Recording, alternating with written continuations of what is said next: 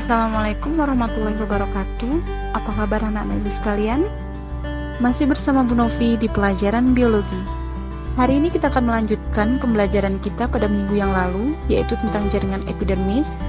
Lalu kita hari ini akan memasuki materi jaringan dewasa. Nah, mengawali materi jaringan dewasa, kita akan mulai dari jaringan terluar pada tumbuhan, yaitu jaringan pelindung atau jaringan epidermis.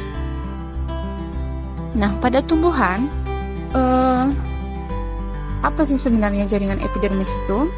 Jaringan epidermis merupakan jaringan terluar yang menutupi seluruh organ tumbuhan. Jadi jaringan epidermis ini disebut juga sebagai jaringan pelindung karena dia menutupi seluruh bagian organ tumbuhan, baik itu menutupi batang, akar, daun maupun organ tumbuhan yang lain. Lalu ciri-ciri jaringan epidermis, yang pertama adalah susunan sel rapat tanpa ruang antar sel. Jadi karena berhubungan dengan fungsinya sebagai pelindung, maka susunan selnya sangat rapat supaya zat-zat asing ataupun benda-benda asing dari luar itu tidak dapat sembarangan masuk ke dalam sel. Yang kedua, memiliki dinding sel yang tebal pada bagian yang menghadap keluar. Nah, jaringan epidermis ini juga melakukan penebalan dinding sel supaya perlindungan yang dilakukan itu lebih optimal karena sifatnya akan lebih kaku. Yang ketiga, tidak berkloroplas sehingga tidak dapat melakukan fotosintesis kecuali pada bagian sel penjaga stomata. Jadi fungsi epidermis ini sebagai pelindung sehingga dia tidak perlu melakukan proses fotosintesis. Ada pada bagian epidermis yang termodifikasi itu mengandung kloroplas, lebih tepatnya pada bagian sel penjaga. Nanti akan kita lihat pada struktur stomata. Lalu fungsi jaringan epidermis, yang pertama itu sebagai pelindung dari kerusakan mekanik. Kerusakan mekanik itu merupakan kerusakan yang disebabkan oleh alam sekitar. Misalnya, mencegah kerusakan karena adanya gangguan dari hewan. Dan beberapa hewan itu ada yang memakan tumbuhan. Nah, sebagian tumbuhan itu melakukan modifikasi. Misalnya berupa duri, sehingga hewan-hewan tersebut tidak akan memakan tumbuhan tersebut. Yang kedua, mencegah penguapan berlebih. Itu merupakan modifikasi dari stomata dan trichomata. Jadi kalau pada tumbuhan, ketika terkena sinar matahari, itu otomatis akan terjadi penguapan. Nah, untuk mencegah penguapan itu secara berlebih, maka pada bagian epidermis ini mengalami modifikasi menjadi stomata dan trichomata. Lalu membantu menyimpan air dan membantu penyerapan air dan unsur hara. Ini khusus pada bagian organ akar, karena pada bagian organ akar, jaringan epidermis ini akan termodifikasi menjadi rambut-rambut akar yang berukuran sangat kecil, sehingga lebih mudah untuk melakukan penyerapan. Nah, lalu modifikasi ataupun derivat dari epidermis.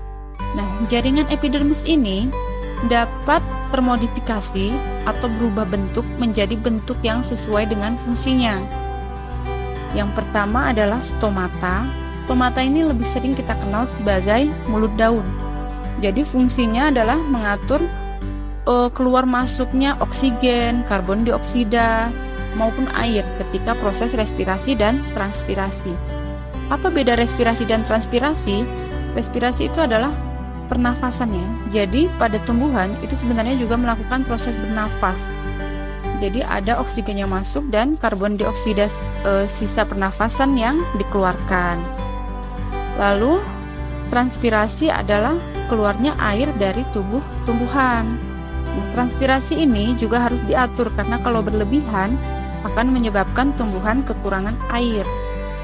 Makanya ada yang namanya stomata yang fungsinya mengatur keluar masuknya oksigen, karbon dioksida, dan air. Nah, bagaimana mekanismenya? Coba perhatikan. Pada bagian yang Ibu tunjukkan ini adalah gambar dari animasi ya, animasi dari stomata. Nah, stomata ini dapat membuka dan menutup. Yang ini posisi membuka dan yang ini posisi menutup. Nah, ketika stomata membuka, itu otomatis keluar masuknya zat itu akan lebih mudah. Biasanya ini kalau misalnya air itu ketika stomata membuka, air akan masuk. Nah, kapan stomata ini tertutup? Biasanya stomata tertutup ketika cadangan air yang dibutuhkan tumbuhan itu sudah cukup, ataupun ketika proses transpirasi itu tumbuhan sudah kekurangan air. Maka untuk mencegah transpirasi berlebih, stomatanya akan menutup supaya air tidak keluar. Begitu juga dengan proses keluar masuknya oksigen dan karbon dioksida. Jadi stomata ini dapat terbuka dan tertutup sesuai dengan kondisi di dalam organ tumbuhan tersebut.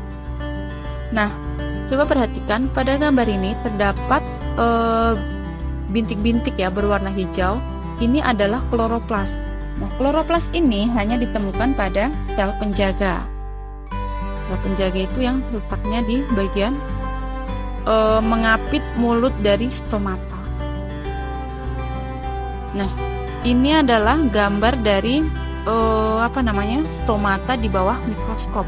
Ini tanaman dari Rheodiscolor ataupun tumbuhan Adam Hawa. Nah, berdasarkan bentuknya ada dua tipe stomata, yaitu stomata dengan sel penjaga seperti ginjal, yang seperti gambar ini ya. Jadi pada umumnya semua tumbuhan itu memiliki bentuk stomata seperti ginjal. Dan yang kedua, stomata dengan sel penjaga seperti halter. Nah, ini khusus ditemukan pada padi, rumput, dan lain sebagainya. Lalu yang kedua itu ada trichomata. Ini jamak ya, tunggalnya trichoma. Kalau satu kita sebut sebagai trichoma, dan kalau banyak kita sebut sebagai trichomata. Nah, trichomata ini berfungsi mencegah penguapan berlebih. Penguapan berarti berhubungan dengan air. Nah, terdapat dua macam trichomata. Yang pertama trichomata non-glanduler dan trichomata glanduler. Nah, trichomata non-glanduler hanya mencegah atau mengurangi penguapan berlebih, sedangkan trichomata glanduler menghasilkan cairan tertentu ataupun sekret, misalnya pada daun tembakau yang menghasilkan nikotin. Nah, coba perhatikan gambar berikut ini. Ini merupakan gambar dari trichoma. Jadi rambut-rambut halus yang kita lihat pada bagian permukaan organ tumbuhan itu kita sebut sebagai trichomata. Ini nampak jelas sekali kan?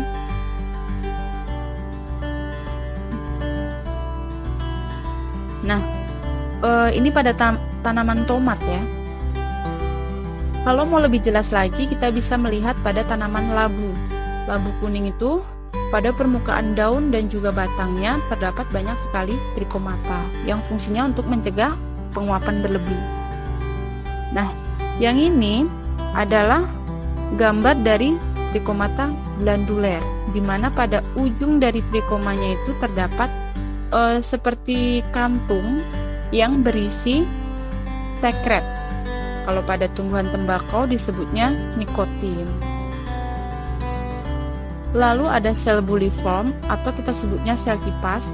Fungsinya adalah mengurangi penguapan pada daun ketika udara panas dengan cara menggulungkan daun. Misalnya pada daun rumput-rumputan. Nah, coba perhatikan gambar ini. Ketika udara panas, yang ini ya, yang bentuknya seperti sel kipas, sel buliform ini disebut juga sebagai sel kipas.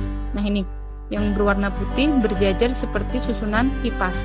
Ketika udara panas, sel buliform ini kan berisi cairan ataupun berisi air.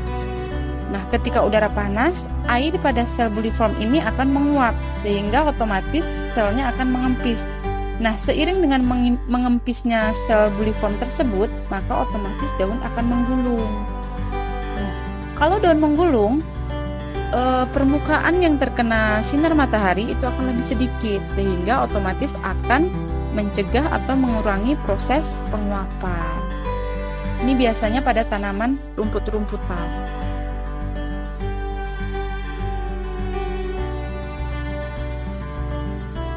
Lalu ada emergensia.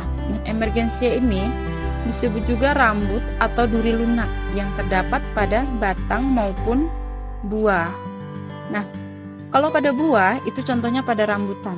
Nah, rambut-rambut pada rambutan ini disebutnya emergensia. Fungsinya sama sebagai pelindung. Nah, atau bisa juga kalau pada batang kita temukan pada batang bunga mawar. Nah, ini coba kalian perhatikan, duri pada batang mawar ini sangat mudah dilepas karena dia hanya modifikasi dari jaringan terluar tumbuhan. Jadi, kalau kita mau melepas duri mawar itu sangat mudah. Jadi, kalau pada batang kita temukan pada bunga mawar dan pada buah kita temukan pada buah rambutan. Lalu selanjutnya ada spina. Spina atau duri ini kita sebut sebagai duri yang sesungguhnya ya. Kalau pada mawar itu merupakan duri tempel, sedangkan spina ini merupakan duri yang sesungguhnya. Bisa kita temukan pada tanaman jeruk ataupun bougainville. Nah, spina merupakan modifikasi yang berasal dari jaringan di bawah epidermis. Jadi jaringan lebih dalam di bawah epidermis. Nah, kemudian jaringan di bawah epidermis ini akan mendorong epidermis keluar sehingga sifatnya kuat.